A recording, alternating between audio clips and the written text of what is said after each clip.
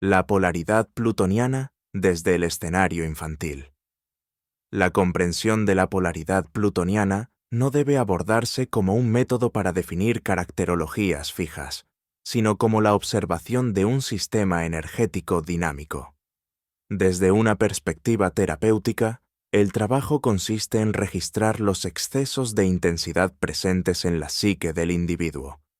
Es a través de la percepción de estos desequilibrios que podemos comprender las distorsiones, oscilaciones y patrones de comportamiento que se manifiestan, abriendo así un camino para su eventual reordenamiento y asimilación.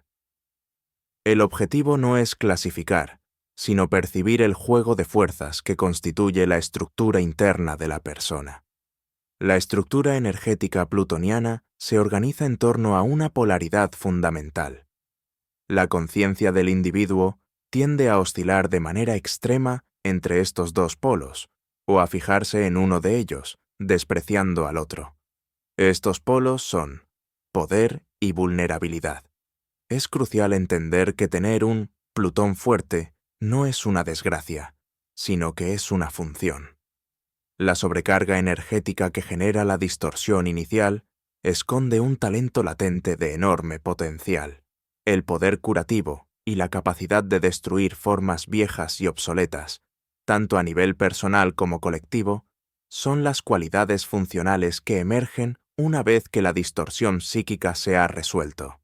Personas con esta configuración, como los bioenergetistas o los oncólogos, tienen la capacidad innata de ir hacia donde está el dolor, comprendiendo que atravesarlo es liberador. Este talento solo puede manifestarse plenamente cuando la fantasía de omnipotencia es desmantelada. Comprendida esta dinámica energética en su forma teórica, es necesario observar cómo esta polaridad se manifiesta concretamente en la psique del individuo, a través de dos arquetipos de comportamiento que revelan la profunda escisión interna.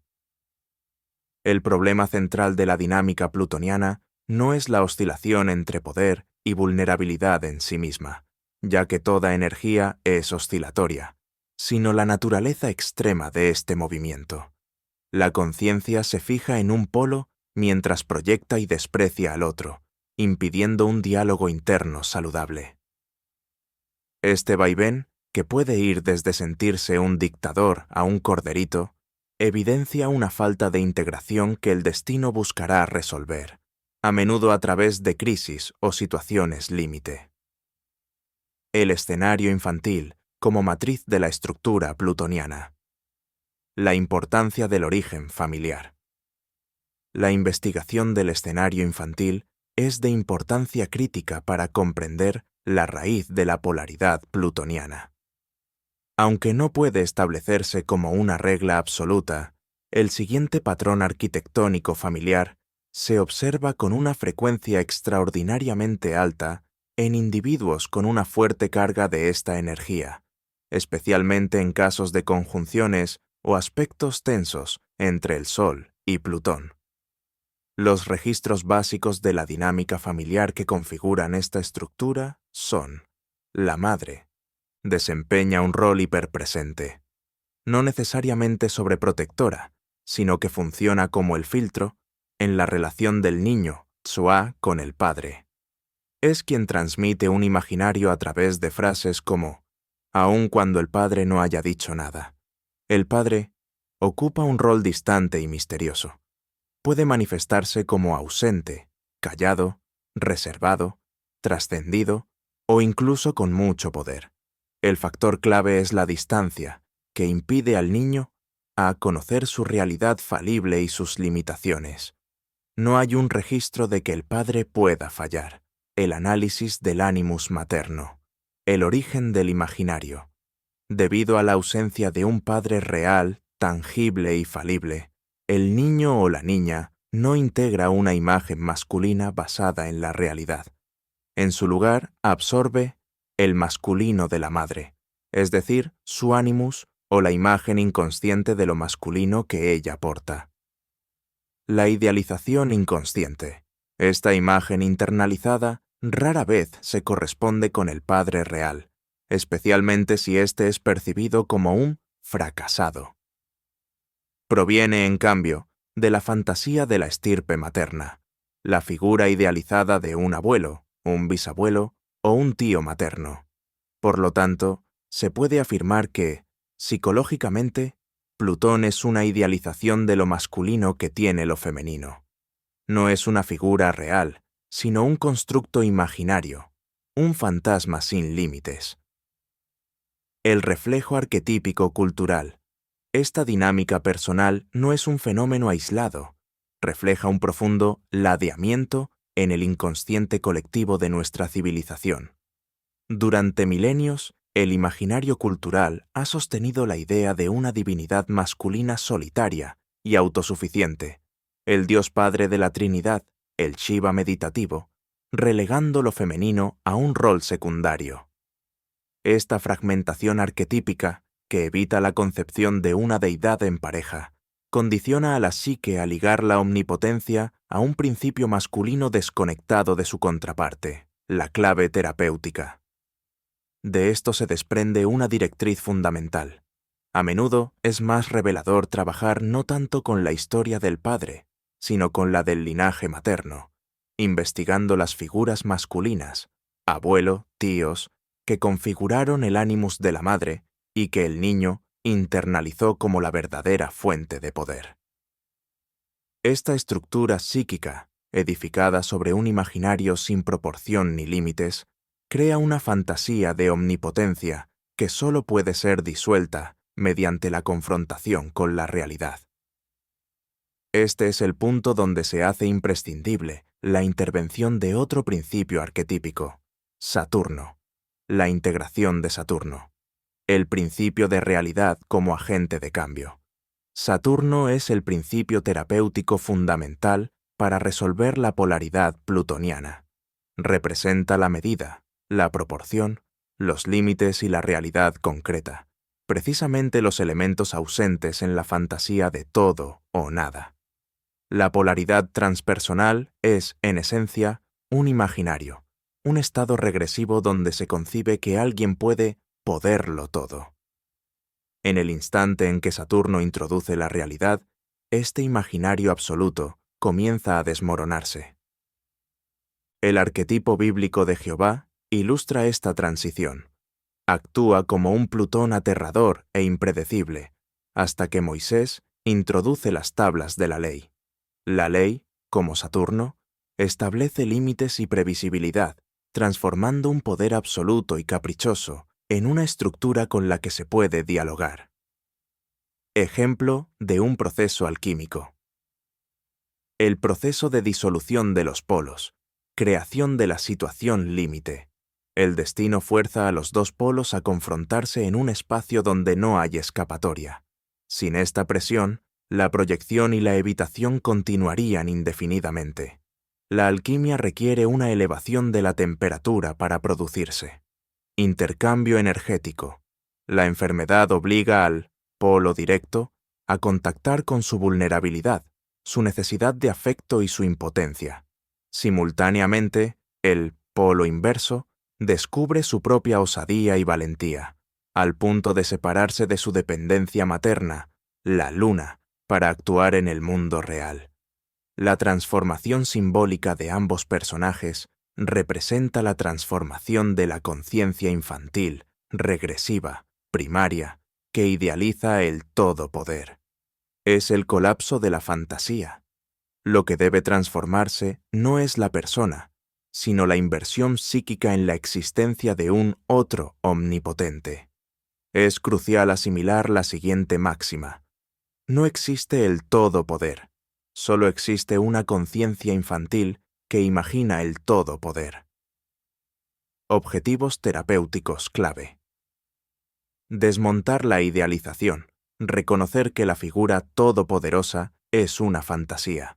El éxito no se mide por aceptar con resignación no ser Maradona, sino por llegar a sentir alivio de no serlo, al comprender la presión y las limitaciones reales de esa figura. Tolerar la falencia ajena, trabajar sobre la dificultad de aceptar la castración del otro. Psicológicamente, es más fácil tolerar los propios límites que sostener la realidad de que no existe nadie perfecto o sin fallas.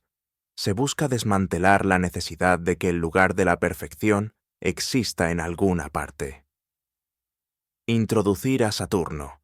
La intervención se basa en utilizar la realidad concreta para desarmar el imaginario.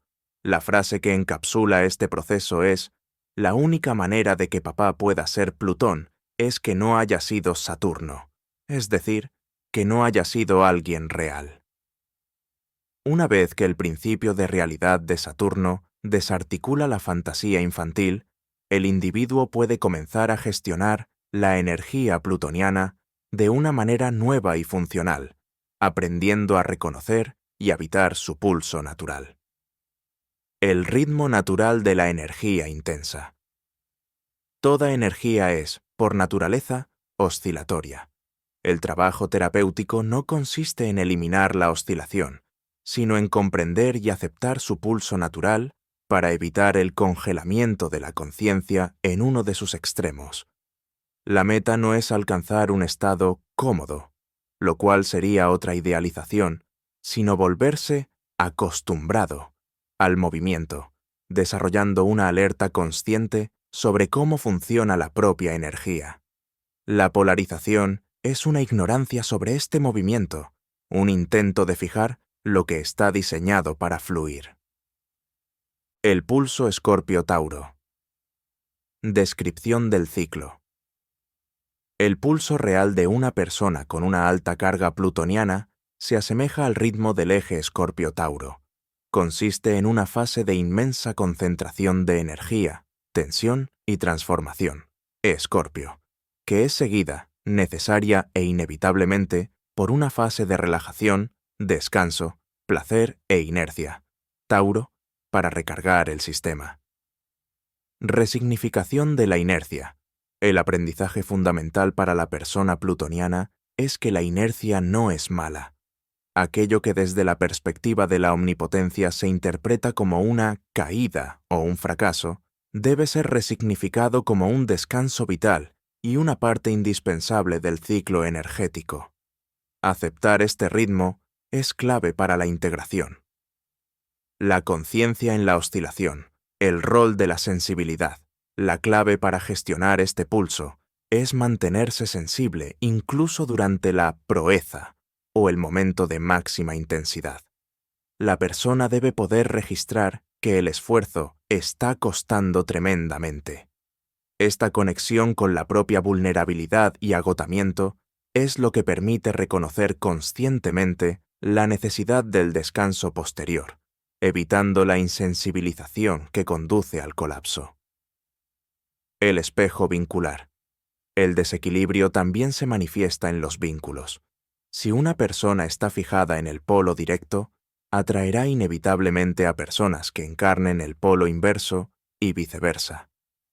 Estas relaciones actúan como espejos que muestran de forma externa la parte no integrada de la propia psique.